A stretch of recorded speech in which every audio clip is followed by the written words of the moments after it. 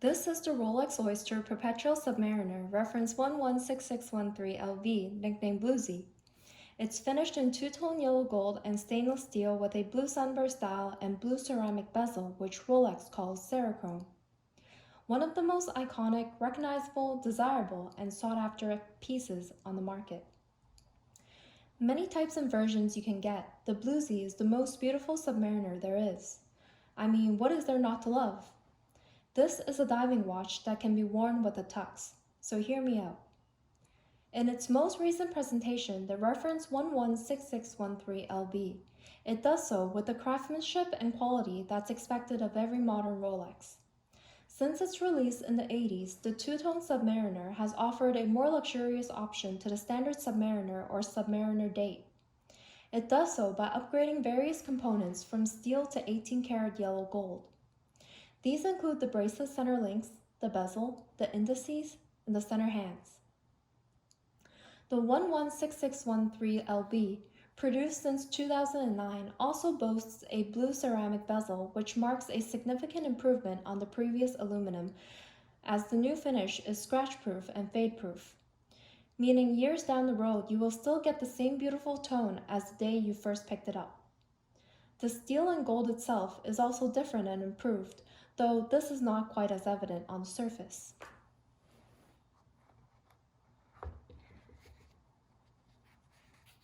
Now if we take a look at the bezel,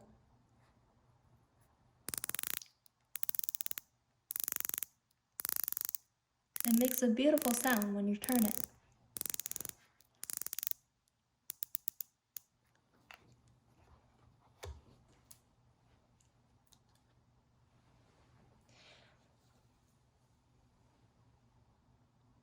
Before talking about the aesthetic beauty of the Submariner 116613LB, let's tear it apart from the inside out. One of the things of beauty that you can't see since the watch has a solid case back is Rolex's in-house caliber 3135, the 31 jewel automatic movement. Furnished with Rolex's proprietary magnetic-resistant parachrome hairspring, this self-winding wrist bling will run for approximately 48 hours on a full wind. As you can read on the dial, it's a superlative chronometer rated watch, meaning this watch will keep time within plus or minus 2 seconds a day. This watch, like most Rolexes, is built tough and built solid. Rolex decided to apply some of their innovative hallmarks into this watch. Features such as the highly scratch-resistant Cerachrome bezel insert, which fights color fading normally associated with long exposure to UV rays. Now if we take a look at the bracelet, it's the chunkier and sportier Oyster bracelet. It's polished yellow gold in the center, and around the bracelet it has a brushed finish in stainless steel on the outermost parts. Another very convenient feature is built into the bracelet and buckle. Rolex's patented glide lock extension system, which allows you to make easily 2mm changes to the bracelet size for a total of 20mm. While the sub does have great water resistance at 1,000 feet, approximately 300 meters, which is great for scuba diving and board diving, you would need a different type of diver's watch to go much deeper than that. The Rolexes that offer a greater level of water resistance include the Sea Dweller at 4,000 feet or the Deep Sea at 12,800 feet. Good news is that the Submariner uses a screw-down crown with Rolex's triple lock locking crown, so things will be on the lockdown.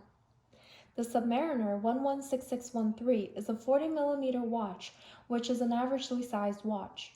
The trend for men's watch sizes are growing, and watch sizes in general are getting larger for both men and women. The electric blue dial has great visibility, offering a stark contrast between its gold-rimmed luminous hour markers and lumen-filled hands and dial. You'll also see Rolex's Mercedes hour hand, which is pretty hard to miss, even in the dark.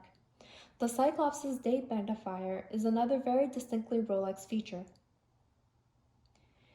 And to end this review off, I'd like to note that although watches should never be treated as an investment, the thing with some higher-end models is that retention to value is very strong, and knowing you've spent the amount of money, the retention to value is very attractive, knowing you may never lose a cent purchasing the Bluesy, and in some cases make profit on this iconic timepiece.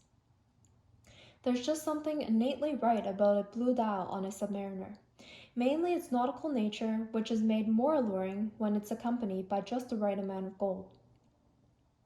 Thank you for taking the time for this watch review. Please like and subscribe for more of my content.